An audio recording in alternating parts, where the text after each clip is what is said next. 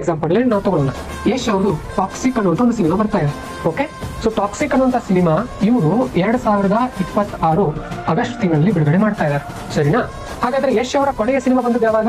2022ರಲ್ಲಿ. ಹೌದಾ? 2022ರಲ್ಲಿ KGF 2 cinema ಬಂದಿತ್ತು. ಬರ್ತಾ ಆಯ್ತಾ? ಸೊ ಇಲ್ಲಿಂದ ಇಲ್ಲಿವರೆಗೂ ಎಷ್ಟು ಇಯರ್ ಗ್ಯಾಪ್ ಇದೆ? 4 ಇಯರ್. UPSC ನೀವು ಎಷ್ಟು ವರ್ಷ ಹೋಗ್ತಾ ಇದ್ದೀರಿ? 2 ಇಯರ್ಸ್ ಪ್ಲಸ್ ನಿಮ್ದು 1 2 ವರ್ಷ ಸೇರಿಸಿ ನೀವು 4 ವರ್ಷ ಎಫರ್ಟ್ ಹಾಕಿದ್ದೀರಿ ಅನ್ಕೊಳ್ಳೋಣ. ಒಳ್ಳೆ ಎಫರ್ಟ್ ಹಾಕಬೇಕು, ತುಂಬಾ ಚೆನ್ನಾಗಿ ಎಫರ್ಟ್ ಹಾಕಬೇಕು. ಯಶ್ ಅವರು 4 ಇಯರ್ ಸಿನಿಮಾ ಮಾಡೋರು ಎಲ್ಲಾದ್ರೂ ಏನಾದ್ರು ಮಾಡ್ತಾ ಇದ್ರೆ ಬೇರೆ ಕೆಲಸ ಅಲ್ಲೇ ಫೋಕಸ್ ಇರುತ್ತೆ. ಅವರು ಒಂದು ವರ್ಷದಲ್ಲಿ 15 ದಿನ ಪ್ರವಾಸಕ್ಕೆ ಹೋಗಿ ಬರ್ತಾರೆ. ಈ ಸಿನಿಮಾ ರಂಗದವ್ರು ಹೇಗಂತಂದ್ರೆ ನಮಗೆ ಅನ್ಸುತ್ತೆ ಅವರು ಫುಲ್ ಎಂಜಾಯ್ಮೆಂಟ್ ಮಾಡ್ತಾ ಇದ್ದಾರೆ ಅನ್ಸುತ್ತೆ. ಆ ಥರ ಇರಲ್ಲ.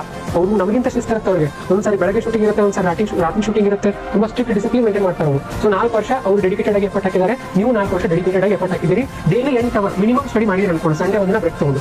ಓಕೆ, ವ್ಯತ್ಯಾಸ ಹೇಳ್ತೀನಿ ನಿಮಗೆ. ಈಗ ಯಶ್ ಅವರ ಮುಂದಿನ ಸಿನಿಮಾ ಈ ಟಾಕ್ಸಿಕ್ ಹಿಟ್ ಆಯ್ತು ಅನ್ಕೊಳ್ಳೋಣ. ಏನಾಗುತ್ತೆ? ಅವ್ರದ್ದು ಯಶಸ್ವಿ ಆಗ್ತಾರೆ, ಹಿಟ್ ಆಗುತ್ತೆ, ಸಕ್ಸಸ್ ಸಿಕ್ತು ಅವ್ರದ್ದು. ನೀವು 4 ವರ್ಷ ಎಫರ್ಟ್ ಹಾಕಿದ್ರಿ, IAS ಅಧಿಕಾರಿ ಅಥವಾ IPS ಅಧಿಕಾರಿ ಆಗಿ ನೀವು ಕೂಡ ಏನಾದ್ರೂ ಅನ್ಕೊಳ್ಳೋಣ ಹಿಟ್ ಆಗಿದ್ದೀರಿ ಅನ್ಕೊಳ್ಳೋಣ. ಅವರು ಕೂಡ ಹಿಟ್ ಆಗಿದ್ದಾರೆ. ಸರಿ, ಯಶ್ ಅವರ ಪ್ರಯತ್ನ ಇಲ್ಲಿಗೆ ನಿಲ್ತಾ? ಏನ್ ಮಾಡ್ಬೇಕು? ಅವರು ಮತ್ತೆ ಹಿಟ್ ಕೊಡ್ತಾನೆ ಇರ್ಬೇಕು. ಅವರು ಹಿಟ್ ಪ್ರತಿ ಸಿನಿಮಾದಲ್ಲೂ ಕೂಡ ಜನ ನಿರೀಕ್ಷೆ ಮಾಡ್ತಾರೆ ಅವರಿಂದ. ಹಿಟ್ ಆಗ್ಲೇ ಪ್ರತಿ ಸಿನಿಮಾ ಕೂಡ ಏನಾಗಬೇಕು? ಹಿಟ್ ಆಗ ಒಂದ್ಸರಿ ಫ್ಲಾಪ್ ಆದ್ರೆ ಮತ್ತೆ ಎಲ್ಲರೂ ಬಯೋಕ್ ಸ್ಟಾರ್ಟ್ ಮಾಡ್ಬಿಡ್ತಾರೆ. ಆದ್ರೆ ನಿಮ್ದು ಮುಗಿತು, ಇಲ್ಲಿಗೆ ಲಾಸ್ಟ್ ಹಿಟ್. ನಿಮ್ದು ಜೀವನ ಪೂರ್ತಿ ಹಿಟ್ಟೆ ನೀವು.